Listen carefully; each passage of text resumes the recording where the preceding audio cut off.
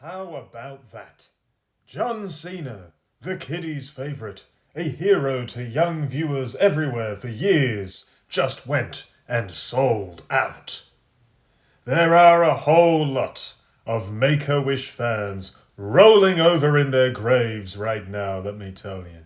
But first, the Lady Elimination Chamber. Remember the good old days when the chamber was a bloodbath full of top male main eventers? And then remember how Paul Heyman turned it into a crapathon, where serial flop Shayna Baszler just eliminated everyone, one at a time with a chokehold or something. Do you remember that? Right. Well, this match was somewhere between those two things.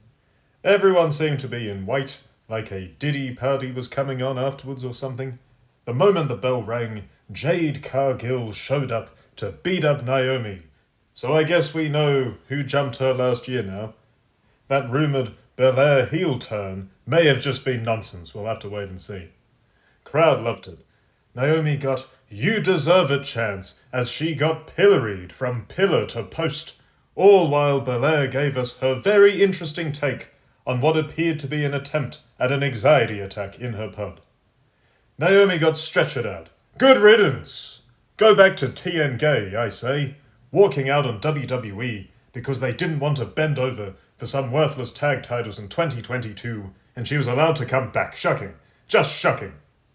After that, this became seriously slow-paced between Belair and Liv Morgan for a little while. The timings were all over the shop, nowhere near the 5-minute intervals the match is meant to have. Famed middle schooler turned wrestler Roxanne Perez hit a powerbomb on Bayley on the outside. But don't worry, the outside is safety conscious these days. Plenty of padding. I'm sure the Hugs lady will be fine. Alexa Bliss came in last, very over with the fans, but watching her plough through a bunch of the others at her size just looked a little silly. Cross bodies, cross faces, that offensive to life itself rose plant finisher Bayley always does. There was a lot of moves being thrown around here, but the pace was a mess throughout, and the match was clearly a bit rushed. 19 minutes in, Liv Morgan did the world a favour and eliminated Bayley. Someone sent her a thank you card. Belair absolutely slapped Morgan with her giant hair braid. Major noise coming off of that. Belair launched herself off the pod onto her opponents. Alexa Bliss sent fellow Munchkin Perez packing with a twisted bliss. Liv Morgan started doing her boyfriend's two fathers moves, including both the 619 and the Three Amigos. Bliss somehow managed to put Belair down with her sister Abigail before Morgan cradled her for the surprise elimination. And then there were two. The closing stretch between Morgan and Belair here was pretty good. With a lot of big moves and counters, Belair seemed like the explosive powerhouse babyface. Morgan was a crafty heel with plenty of counters at the ready. Ultimately, Belair avoided the oblivion and put Morgan down for the count with a KOD. Belair versus Ripley was teased afterwards. I'm honestly amazed it's taken this long to get around to those two facing each other on the main roster. Io Sky was also there ahead of her Raw title match with Ripley. Make of that what you will. Another women's match up next, as the T-Strats, Tiffany and Trish, go to war with Nepo Snacks and her trusty sidekick no one cares about. Stratton seemed more over than Stratus during the entrances and opening. Pretty good sign for the women's champ. Stratus's strikes looked very soft here, way too guarded. Funny moment where the crowd started chanting Canada, and Nia Jax clapped back with a USA chant. This all coming after the Maple Leaf people booed the American national anthem at the start of the show. Stratton got the hot tag and ran wild, including a spinebuster and a back suplex on Jax. Match came to an end with Stratton picking up the win on Jax with a moonsault. This clean pinfall win would have meant a lot more in an actual singles title bout between these two, but oh well. Travis Scott is here, and he's taken a break from causing fans to be crushed into human jam or something, to be as high as a kite by the looks of it. There was a good quarter of an hour of ads and packages and backstage moments after this, a whole lot of unnecessary fluff. Could have just had another match in that time, but anyways. Next up was an older, sorer, more tired version of the kinds of brutal hardcore matches Kevin Steen and El Generico used to have together. To be clear, this was excellent for what it was, with effective storytelling heading into the bout and both men playing their characters very sharply. They made a big song and dance of the bout being unsanctioned, which was cool. Gave the whole bout a different, darker vibe and style. It was very nice. A lot of chair shot shenanigans early on here. Zayn later whipped out a hockey stick. Now I understand that ice hockey is synonymous with Canada, but they were in a baseball stadium. Surely a bat would have made more sense here. Preferably a barbed wire wrapped one for good measure.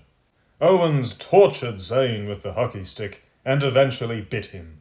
It reminded me of a disgusting spot Owens would do on the indies where he'd lick and swallow his opponent's blood. It is as disgusting as it sounds. Zayn rocked Owens with a blue thunderbomb through a table, nice bump that. An enraged Zayn chased Owens around at one point, running head-on into a ring bell shot in the process. Zayn got sent crashing through a pile of tables on the outside, which looked wild and rightly popped the crowd. There were so many great spots and bumps in this bout. Really entertaining, action-packed grudge match between two guys who know each other like the backs of their hands. 2 referees got taken out here. I always enjoy seeing those pesky little rule setters get demolished, to be honest. It's very funny. Owens later caught his eye on some barbed wire. Nothing will beat the absolute horror show of Mick Foley barbed wiring Terry Funk's eye at One Night Stand 2006, but this was still a neat spot, quite dramatic. Crowd went ballistic when Zayn blue thunderbombed Owens onto the barbed wire covered chair. Owens countered a haluva kick to get the advantage and went all out on attacking Zayn's injured neck, really coming off as an unhinged freak, out to destroy his old pal once and for all. Owens won with a powerbomb on the apron, looking like a menace to society in the process. This is the most interesting Kevin Owens has been in many years. Before any more damage could be done, about damn time, the Viper is back. Randy Orton came running out, in his ring gear for some reason. Does Orton even own pants at this point in his life? And he RKO'd Owens, plus a bunch of unlucky security jobbers. Orton versus Owens at Mania seems pretty likely. They can finally redeem that Saudi show, where their match never happened, and we just got a loony brawl around the arena instead. Stephanie McMahon has a new show. Stephanie's Places. Will Randy Savage's grave be one of them? You'll have to tell me, because I won't be watching some psycho-eyed nepo baby who got off on emasculating male talent without kayfabe consequence for years on end. Look, Vince McMahon has done some awful stuff in his time, sure. Biggest crime of them all, in my opinion, is having his daughter book the show and then be on the show. 2 things she was just change the channel worthy with. Just awful stuff. Michael Cole. And you think he'd know, he's been commentating a while now. Michael Cole said, Chris Jericho invented the Elimination Chamber. Wrong. Stupid noob. 1 Google search. Chris Jericho invented Money in the Bank. You know it's bad when even the multi-decade commentator can't be asked to get this stuff right. The entrances for the men's chamber ran a good 15 to 20 minutes. It was a right slog to get through. Drew McIntyre and Seth Rollins kicked things off, going for their finishers right off the bat. McIntyre threw Rollins around on the outside of the ring. Rollins made a comeback and slammed the Scotsman against CM Punk's pod repeatedly, which the Lockport boy just loved. Punk was having the time of his life watching these two paste each other all over the place.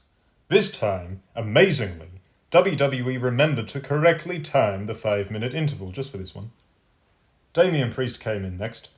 And not much crowd interest, to be honest. It appears the fan support he enjoyed back in the fall has already largely cooled off. Priest hurled Rollins with a razor's edge onto McIntyre on the outside of the ring. A lot of big spots traded here. It was all very entertaining, but the heat wasn't quite what it could have been, as everyone pretty much knew none of these guys were coming out on top here. Logan Paul came out next, and this crowd roasted him. Loads of heat as Paul got some moves in and played to all the haters in the stands. The interval's shorter again too. Only the first one actually hit that basic 5-minute rule. How hard is it vary, apparently. Cena was in next to a mega pop, hitting his 5 moves of doom on everyone in sight until McIntyre javelined him with a claymore. Priest then rolled up McIntyre with a crucifix pin to eliminate him, because for some reason, Drew McIntyre's new deal with WWE has a no-wins clause or something. The sinister Scotsman, one of WWE's most over stars last year, looks like a chump yet again here, a choke artist, rather than the top dog he's clearly meant to be. That rumoured Priest vs McIntyre bout at WrestleMania just got a lot more likely. Maybe McIntyre finally gets some revenge for last year's WrestleMania and Clash at the Castle. About a minute later, not long at all, Logan Paul took a page out of Rob Van Dam's book and hit a big frog splash off the top of the pod onto Damian Priest for the next elimination. CM Punk came out next to huge chants. Him and Cena were the clear crowd favourites here. Punk put a beating on the Maverick before coming face to face with John Cena.